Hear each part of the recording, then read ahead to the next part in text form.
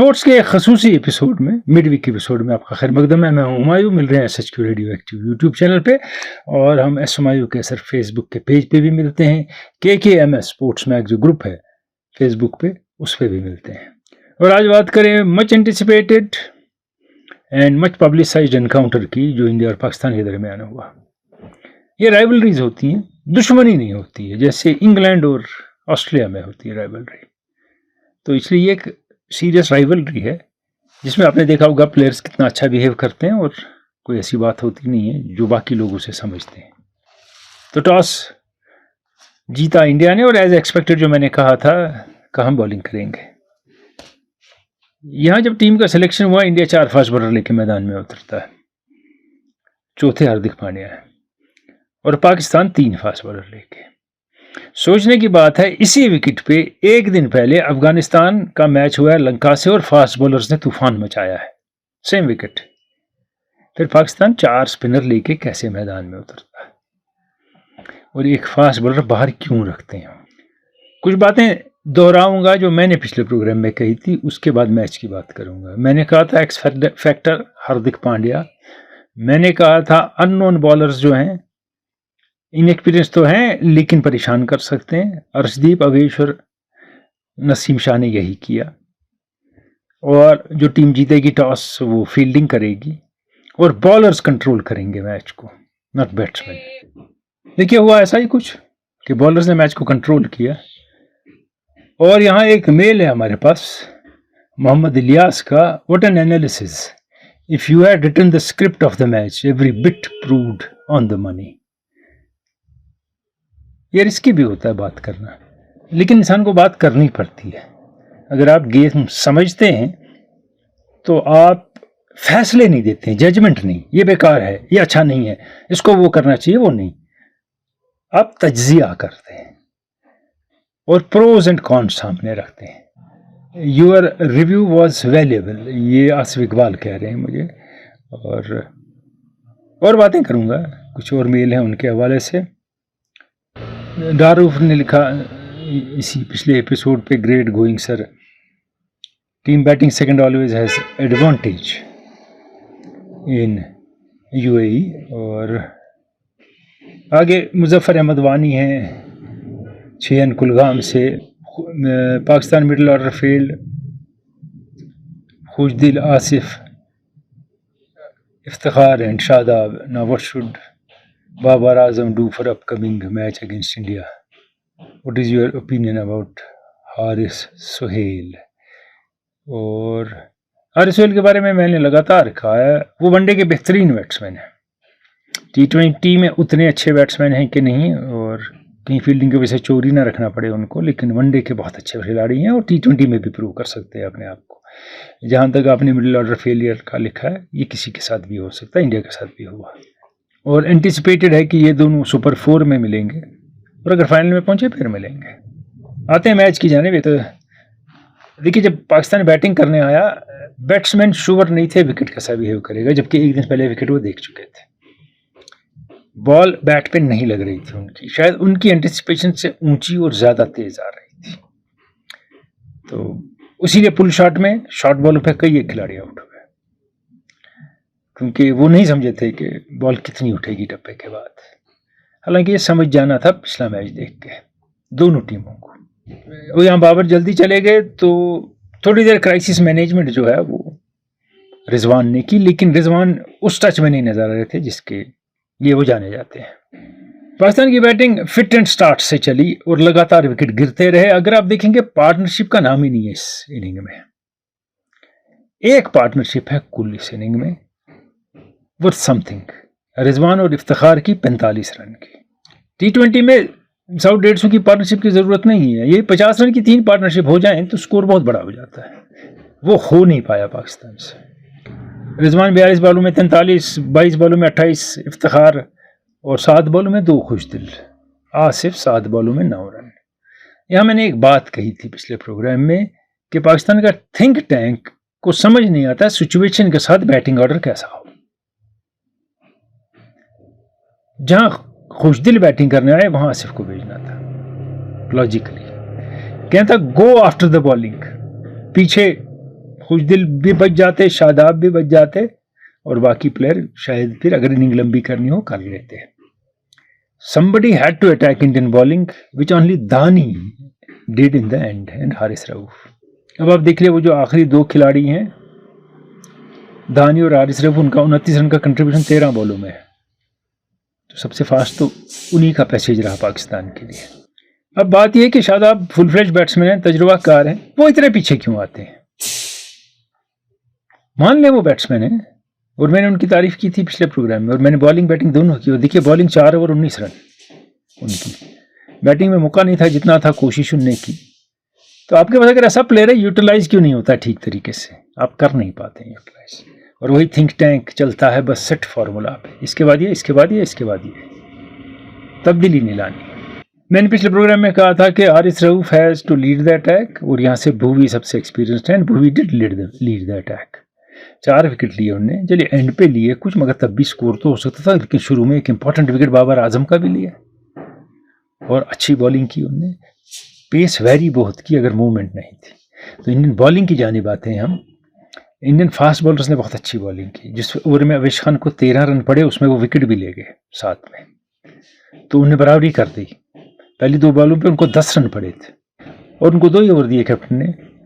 अर्शदीप ने बेमिसाल बॉलिंग की, वेरिएशन 140 के करीब की स्पीड, और लेंथ और स्पीड दोनों वेरी करनी। पहला इतना बड़ा मैच है उनके लिए, इंडो पाक एनकाउंटर, वो भी एशिया कप का, जहां भुवनेश्वर ने 4 विकेट 26 रन पे, और अर्शदीप ने 2 विकेट 33 रन दे के लिए। वहां हार्दिक पांड्या ने 3 विकेट 25 रन दे के लिए, और डिसाइसिव साबित हुए वो बॉलिंग और बैटिंग दोनों में। इंडियन फास्ट बॉलर्स ने बहुत बेहतर बॉलिंग की, और शायद समझ गए रोहित शर्मा कि स्पिनर नहीं चल रहे हैं, तो इसलिए उनने 2 ही ओवर जडेजा से कराए, और 4 ओवर चहल से कराए, और इन 6 ओवर में 43 रन पड़े। अगर ज़्यादा बॉलिंग कराते और रन पड़ जाते। अब इसके अपोजिट हम बात करेंगे बाद में, बाबर आजम ने अपने बॉलर्स को कैसे यूज़ किया उसकी, तो बेहतरीन तरीके से हैंडल की बॉलिंग रोहित शर्मा ने, और कहीं भी पाकिस्तान की बैटिंग हावी ना हो सकी थ्रू आउट। तो credit goes to Indian bowlers. अब इंडियन बैटिंग की बात करते हैं। एक पे एक बेहतरीन बैट्समैन, डिपेंडेबल बैट्समैन आउट हो गया, एक पे एक राहुल आउट हो गए। इसके बाद रोहित शर्मा और कोहली की पार्टनरशिप होती है, एक किस्म का टेम्पो सेट करते हैं वो, क्योंकि 7.4 ओवर में वो 49 रन बनाते हैं। उसमें कोहली के ज़्यादा रन हैं, कोहली की मिस्ड कैच है, कुछ एजेज हैं, और कोहली की बैटिंग देख के मुझे लगता है कि कमबैक बड़ा मुश्किल है, कर लें तो कमाल है। He is not sure of himself while batting, किसी को बताना पड़ेगा उनको। वो एयरी फेरी खेलने की बहुत कोशिश कर रहे हैं, जो कोहली नहीं है। वो वनडे और T20 में नॉर्मल शॉट खेल के 150 की रफ्तार से रन रेट से स्कोर करते थे, लेकिन बात समझ नहीं आती वो क्या अटेम्प्ट करते हैं, क्या कोशिश करते हैं। तो मेरे ख्याल में माइंड गेम इसको तो उनके साथ ज़्यादा है बनिस्बत के मैदान में। और मैंने कहा था शुरू में उनको रन ना दिए जाएं इजी, तो प्रेशर में आएंगे, ऐसा कर नहीं पाए बाबर आजम। इसके बाद पाकिस्तान का कमबैक है। अगर आप T20 की बात करें, 9.1 ओवर में 53 for 3 रन कम है, बहुत विकेट रिस्पॉन्सिव है। लंबी इनिंग कैसी होगी, 147 चेज कैसे होंगे। इसके यादव की जो पार्टनरशिप जमती है जडेजा के साथ, वो गेम चेंजर साबित हुई। 4.5 ओवर में 52 रन, तो जो रन रेट था वो काफ़ी इवन स्टीवन तक आ गया। यहाँ बड़ा अच्छा स्ट्रोक था इंडियन मैनेजमेंट का, जडेजा को आगे भेजना। एक और मास्टर स्ट्रोक उनका था कार्तिक को खिलाना पंत की जगह, यानी कि पंत अच्छे प्लेयर नहीं है, लेकिन 8 बैट्समैन की जरूरत नहीं होती T20 में, 5 अच्छे हों 4 अच्छे हों बहुत चल जाता है काम, मगर एक फिनिशर हो साथ में, तो वो कार्तिक को रखा था टीम में। और जब जडेजा आए, मुझे समझ नहीं आया कि उनको फीड किया कैप्टन ने स्पिनर से। नवाज और शादाब सारे टाइम बॉलिंग करते रहे, फास्ट बॉलर लाया ही नहीं, इमीडिएटली फास्ट बॉलर लाना था। बाउंस था विकेट में, you can Hari him with short ball और विद बॉल राइजिंग बॉल्स, या ऑफ के बाहर जाती बॉलें। वो जब तक 25 तक पहुंचे, तब तक 27 तक, तब तक तो स्पिनर ही उनको बॉलिंग कर रहे थे। तो इसलिए Babar Azam again mistake Q. अब हमने कहा था कि हारिस रऊफ लीड करेंगे अटैक को, वो मिसलीड किया उन्होंने, he could not lead the attack. आज लगता है वो दौड़ते हैं और बॉल फेंकते हैं, पता नहीं उनको खुद बॉल कहाँ गिरेगी, कहाँ जाएगी। उनसे ज़्यादा इकोनॉमिकल तो नए बॉलर साबित हुए। नसीम शाह तो बड़े इकोनॉमिकल ही नहीं, बड़े इम्प्रेसिव रहे, और दानी भी उनसे इकोनॉमिकल साबित हुए, रन नहीं दिए। बरक्स नसीम शाह अपना पहला T20 खेले 2 for 27 in spite of an injury, जिससे उनका इस टूर्नामेंट में खेलना इवन करियर थ्रेटन हो सकता था। Kept on bowling. तब मुझे लिली की याद आई, with a broken back he bowled 24 hours to give Australia test victory, क्योंकि कैप्टन ने कहा तुम्हारे बगैर कोई रास्ता नहीं है। शादाब ने 4 ओवर में 19 रन दिए, इकोनॉमिकल बॉलिंग की। नवाज ने 3 विकेट लिए 33 रन देके, और नसीम शाह ने 2, यही 2 विकेट टेकर थे। तो यहाँ इन्हें एक फास्ट बॉलर मिस किया पाकिस्तान ने। और कमाल की बात यह है कि आखिरी ओवर नवाज के हाथ लगा, फिर मिस कैलकुलेशन। और अगर खुशदिल एज ऑलराउंडर खेलते हैं, वो बॉलिंग क्यों नहीं करते? अगर जडेजा टिक रहे थे तो इफ्तिखार ऑफ स्पिनर ने बॉलिंग क्यों नहीं की? कि ये एक बड़ी ही फिक्सेशन और प्रॉब्लम है बाबर आजम के साथ। वो सेट फॉर्मेट से बाहर निकलना नहीं चाहते हैं, और जब नहीं निकलते हैं आप तो T20 और वनडे में आपको बहुत नुकसान होता है। जब पिछले मैचों में खुशदिल ने बॉलिंग की, अच्छी बॉलिंग की है, इफ्तिखार ने बहुत बॉलिंग की है डोमेस्टिक क्रिकेट में, वो बॉलिंग कर सकते थे, लेकिन 5 ही बॉलर ने बॉलिंग करनी है, कोई ऑप्शन इस्तेमाल नहीं करना है उनने। और कैलकुलेशन ऐसी हुई कि last over left arm spinner को मिल गया। अब जडेजा गलत शॉट खेल के आउट हो गए, लेकिन नवाज ने प्रेशर में जो चौथी बॉल की वो आधी पिच में की, ये बॉलिंग का फेलियर था। वहां हार्दिक पांड्या को आप देख लीजिए, पहली बॉल से the man is confident, 17 बॉलें 33 run, sure of himself in running, in striking the ball and stopping the ball. वो अगर अपना टैलेंट सीरियसली समझें तो वो एज एन ऑलराउंडर रूल करने वाले हैं वर्ल्ड को अगले 5-6 साल, हर फॉर्मेट में। अपनी बॉलिंग, फील्डिंग भी बहुत अच्छी है, और बैटिंग मैंने उनको सामने भी बैटिंग करते देखा है, एफर्टलेस बैटिंग है उस आदमी की। वो कोई भी शॉट कहीं भी खेल सकते हैं, कभी भी। हाईली टैलेंटेड मैन, इसमें कोई दो राय नहीं है। और मेरा एक्स फैक्टर वही थे मैच से पहले, और एंड पे ही proved to be the most dominating force in the match. ये आज की बात नहीं, अगला मैच जीत जाए, टूर्नामेंट जीत जाए बाबर आजम, तो कहेंगे आप क्या कहते हैं कैप्टनशिप नहीं आती? नहीं आती है, ये मैं 12 कह चुका हूँ। आलमी कप का सेमीफाइनल भी इनकी कैप्टनशिप से हारा पाकिस्तान ने, नहीं आती है। If Rizwan is a better choice, make him captain. चलिए बाबर आजम टेस्ट में रहेंगे,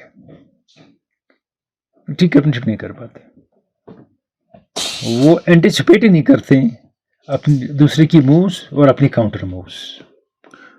और मेरे ख्याल में सकलैन भी ट्रेडिशनल हैं बड़े ज़बरदस्त तरीके से टीम की मैन्यूवरिंग और मैनेजमेंट में। अब लोग कहेंगे यूसुफ क्या रोल है? यूसुफ का रोल टीम स्ट्रेटेजी में नहीं है, सिर्फ मशवरा दे सकते हैं, उनका बैट्समैन के साथ रोल है। अब इंडिया के लिए क्या टेक अवे रहा इस मैच में? हार्दिक पांड्या, भुवनेश्वर की बॉलिंग, अर्शदीप की बॉलिंग, डेफिनेटली बैटिंग में नॉट मच टू से। इधर उधर के रन कोहली से बन गए, सूर्य कुमार यादव ज्यादा तेज खेलने के चक्कर में लगे रहे। जडेजा की batting, how reliable he has become.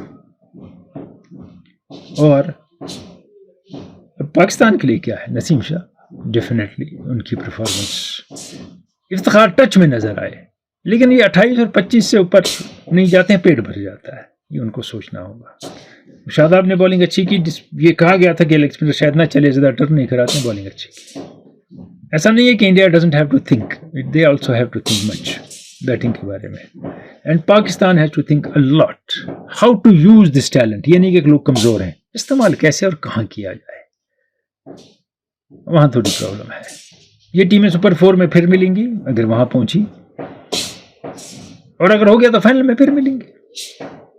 Next time दोनों टीमें थोड़े डिफरेंट मूड में होंगी, और विकेट भी थोड़े वेयर आउट हुए होंगे, शायद स्पिनर का रोल बढ़ गया होगा फास्ट बॉलर के मुकाबले। मिलते रहेंगे SHK रेडियो एक्टिव पे आगे भी। आज इजाज़त चाहूँगा। Thank you for watching the show.